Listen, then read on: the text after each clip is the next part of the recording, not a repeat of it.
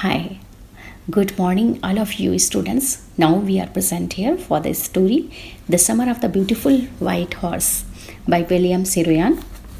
ये स्टोरी है एक आर्मेनियन फैमिली की जिनकी ट्राइब्स होती है गैरो कैलेनियन, और वहाँ पर जितनी भी फैमिलीज़ रहती हैं सब बहुत गरीब होती हैं।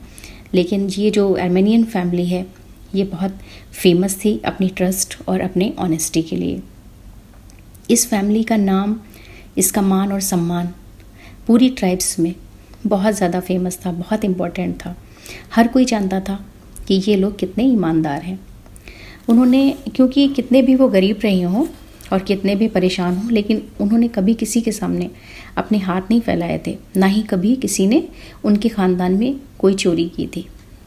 ऑनेस्टी एक हॉल मार्क था। जैसे किसी की कोई पहचान होती है, कोई ब्रांड होता है, तो उनकी फैमिली को भी ऑनेस्टी के नाम से ही जाना जाता था। आरम, जो कि ये स्टोरी के नरेटर हैं, उनकी ज़ुबान में, उनकी आत्मकथा के रूप में अपने बारे में इवेंट को बताते हुए वो कहते हैं कि जब उनकी एज केवल 9 ईयर्स की थी, वो सिर्फ 9 साल के एक बॉय थे, तो उन्हें घोड़ों का बहुत शौक़ था। हॉर्सेस राइडिंग का, उनके ऊपर सवारी करने का बेहद शौक़ था। उनके कज़न मुराद, जो कि उनसे बहुत ज़्यादा प्यार करते थे और उनकी एज सिर्फ 13 साल की थी, तो वो कुछ क्रेज़ी थे। जैसे कभी उन्हें कोई सनक हो जाती थी तो वो कर लेते थे, लेकिन बहुत ज़्यादा कॉन्फिडेंट और एडवेंचरस नेचर के थे। मीन्स उन्हें कुछ नया करने का हमेशा जोश रहता था, उत्साह रहता था, और वो हमेशा कुछ ना कुछ रिस्क भी लेने के लिए तैयार रहते थे। और जो नियम होते थे उनको भी थोड़ा बहुत तोड़कर अपने शौक़ को पूरा कर लिया करते थे, जिससे किसी को कोई नुकसान ना हो। केवल वैसे नियम ही वो तोड़ते थे। और उन्हें वैसे एनिमल्स से, बर्ड से, फार्मर से बहुत ज़्यादा प्यार था। एक दिन सुबह की बात होती है जब मुराद आरम के घर पर आते हैं। सुबह 4 बजे की बात होती है और विंडो की तरफ उन्हें, आरम को लगता है कि कोई उन्हें बुला रहा है, कॉल कर रहा है। वो उठकर जाकर देखते हैं तो वहाँ पर आरम देखते हैं कि वहाँ पर मुराद खड़े हुए मिलते हैं, और उनके साथ एक सफ़ेद घोड़ा भी होता है, खूबसूरत सा। तो आरम जो है उसे क्वेश्चन करते हैं कि ये कहाँ से आया है, या कैसे तुम इसे लेकर आए हो, किसका है ये। क्योंकि वो जानते थे कि जो मुराद है इतनी गरीब फैमिली से है और इतना ईमानदार भी है, तो ये ख़रीद भी नहीं सकता है और चोरी भी नहीं कर सकता है। तो वो बहुत कंफ्यूज हो जाता है। मुराद उसे बताते हैं कि ये घोड़ा मैंने कुछ दिनों के लिए अपने पास रखा हुआ है, इसकी प्लेजरफुल राइडिंग करने के लिए, इस पर सवारी करने के सीखने के लिए। तो उसे इसे चुराने का कोई इंटेंशन नहीं है। मतलब उसने रोक तो रखा है किसी का घोड़ा अपने पास, लेकिन उसे चुराने का कोई इरादा नहीं, क्योंकि वो इसे बेचेगा नहीं, ना ही बेचकर इसे पैसे कमाना चाहता है, सिर्फ अपना शौक़ पूरा करना चाहता है। तो मुराद का ये ख्याल था, उसका ये विचार था कि इस तरह से घोड़े को रखना कोई चोरी नहीं है। उसने कहा कि वो बिल्कुल पक्का घोड़े को वापस कर देगा इसके ओनर को, जहाँ से ये आया है, जहाँ से उस घोड़े को लाया गया है, और इसे अपना शौक़ पूरा होने के बाद ये उसे वापस कर देगा। तो आरम की कुछ समझ में आ जाता है। फिर वो आरम से कहता है, आओ इस पर बैठकर सवारी करें। आरम ने बहुत प्रयास किया, लेकिन घोड़ा जो है थोड़ी दूर चलकर और उसके बाद आउट ऑफ कंट्रोल हो गया और वो उसको संभाल नहीं पाया।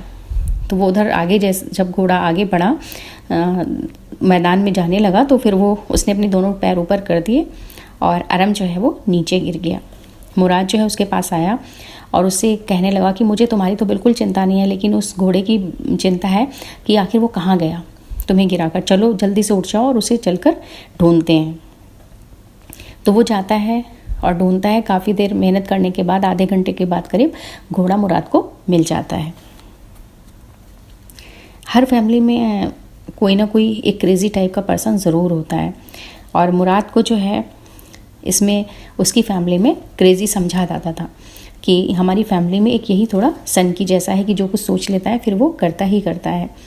और उनके सामने एक उनके परिवार में एक अंकल भी थे, खुशरू जो है वो बहुत हैवी पर्सन के दिखने में, और बड़ी बड़ी सी उनकी मूँछें थी, ब्लैक हेयर थे, और वो थोड़े से इम्पेशेंट भी थे, यानी किसी बात में उन्हें धैर्य नहीं रखा जाता था, बहुत जल्दी बोलने लगते थे। तो वो कहते हैं कि हर बात में यही कहते थे कि इसमें कोई नुकसान की बात नहीं है, इस पर कोई ध्यान मत दो। हर बात में उनका यही स्टेटमेंट रहता था। अब ये जो घोड़ा, जिनका घोड़ा चुराया गया था, जॉन बैरो, वो एक एसिरियन थे, यानी सीरियन में जब लड़ाई हुई थी तो उनका घर वगैरह सब वहाँ पर जल गया था और वो यहाँ पर आ गए थे। और वो क्योंकि वहाँ पर और कोई ऐसा नहीं था उनकी भाषा बोलने वाला, तो उन्होंने भी आर्मेनियन लैंग्वेज सीख ली थी और सभी फैमिलीज़ में घुल मिल गए थे। वो खुसरो के पास आते हैं और उसे बताते हैं कि उनकी लाइफ जो है ना बिल्कुल बेकार हो गई है, क्योंकि उनका जो घोड़ा है वो किसी ने चुरा लिया है और अब जो है मुझे बहुत ज़्यादा चिंता रहती है अपने घोड़े की, पता नहीं वो मुझे वापस मिल पाएगा कि नहीं मिल पाएगा। तो फिर वो अपना वही जवाब देते हैं कि इसमें कोई बड़ी बात नहीं है, कोई नुकसान की बात नहीं है, इन बातों पर ध्यान मत दो, आ जाएगा। फिर वो वहाँ से चले जाते हैं। अब जॉन बैरो जो हैं वहाँ से जब चले जाते हैं तो अरम उसके पास जाते हैं, मुराद के पास, और उसे बताते हैं कि हमारे घर में जॉन बैरो आए थे और मेरे पेरेंट्स को बता रहे थे कि उनका घोड़ा जो है वो चोरी कर लिया गया है। तो मुराद जो है एक पेड़ के नीचे बैठा हुआ, एक छोटी सी चिड़िया गिर गई थी, उसके ज़ख्मी हो गई थी, उसके पंख को वो ठीक कर रहा था और उसे उठा रहा था। तो अरम ने मुराद से बताया कि अब जो है घोड़े को जल्दी से जल्दी वापस कर देना चाहिए और इससे पहले हमें थोड़ी बहुत सवारी करना ज़रूर सीख लेना चाहिए, क्योंकि अरम को भी मज़ा आ रहा था उस पर कि वो सवारी सीख ले, उसे भी बहुत शौक़ था। मुराद ने उसे कहा कि वो निश्चित रूप से डेफिनेटली जो है घोड़े को वापस कर देगा उसके ओनर को, लेकिन अभी कुछ समय के बाद। तो उसने पूछा कि तुम इसे कब तक वापस करोगे, कितने दिनों में तुम सवारी सीख पाओगे, आखिर कब तक वापस करोगे? तो वो कहता है कि पक्का ही मैं 6 महीने के अंदर अंदर इस घोड़े को वापस कर दूंगा, और नहीं तो फिर मुझे ये समझा जाएगा कि मैंने इसे चुरा लिया, और मैं नहीं चाहता हूँ, क्योंकि मेरी फैमिली बहुत ईमानदार है और वहाँ इसका बहुत नाम है कि इनके घर के ख़ानदान के कभी किसी ने कोई चोरी नहीं की है। एक दिन मुराद और फिर वो दोनों लोग सवारी करना जारी रखते हैं। रोज़ सुबह अरम उठ जाते हैं और ये दोनों सवारी करते हैं, और फिर सवारी करने के बाद सुबह होने से पहले ही उस हॉर्स को, जो हॉर्स ब्यूटीफुल होता है, वाइट होता है, उसे वाइन यार्ड में जाकर छुपा देते हैं, वहाँ पर उसे बांध देते हैं जहाँ पर कोई देख नहीं पाता है। एक दिन मुराद और अरम दोनों लोग सवारी करके वापस आ रहे थे और रास्ते में उन्हें जॉन बैरो मिल गए जिनका घोड़ा था। उन्होंने उन दोनों को देखा तो अरम ने कहा कि मैं खुद बात करता हूँ इनसे, तुम रहने दो। तो जॉन बैरो ने उसे बहुत ध्यान से देखा, उस घोड़े को, और उसके दांतों को भी देखा और कहा कि ये घोड़ा बिल्कुल मेरे घोड़े जैसा है। मैं सोच तो नहीं सकता हूँ क्योंकि ये घोड़ा बिल्कुल मेरे घोड़े जैसा है, मैं सोच इसलिए नहीं सकता हूँ क्योंकि तुम्हारी फैमिली इतनी ज़्यादा ईमानदार रही है, हमेशा इसका इतना नाम रहा है, तो मैं तो सोच नहीं सकता कि वो चुरा लिया है, लेकिन मुझे लगता है मेरे घोड़े का ये जुड़वा जैसा है, बिल्कुल इसके जैसे ही इसके दांत हैं, दिखने में भी बिल्कुल वैसा है। और मुझे वैसे तो जो मन करता है, मन से ज़्यादा आँखों पर विश्वास करना चाहिए, लेकिन मैं आँखों से ज़्यादा अपने मन पे विश्वास कर रहा हूँ, क्योंकि मन में ये मैं मानता हूँ कि तुम्हारी फैमिली बहुत ऑनेस्ट है। और फिर वो लोग घोड़े को लेकर जो है आगे बढ़ जाते हैं, लेकिन उसके मन में यही आता है, दोनों बच्चों के मन में, कि कहीं ये जो है अगर इन्होंने पहचान लिया इस घोड़े को तो क्या हो गया, क्या हो जाएगा। फिर वो दोनों वाइन यार्ड में जाते हैं और घोड़े को बांधते हैं थोड़ी देर, उसके बाद फिर उसे खोलकर और चुपचाप उस घोड़े को लेकर जाते हैं और जॉन बैरो जिनका वो घोड़ा था उनके वाइन यार्ड में जाते हैं।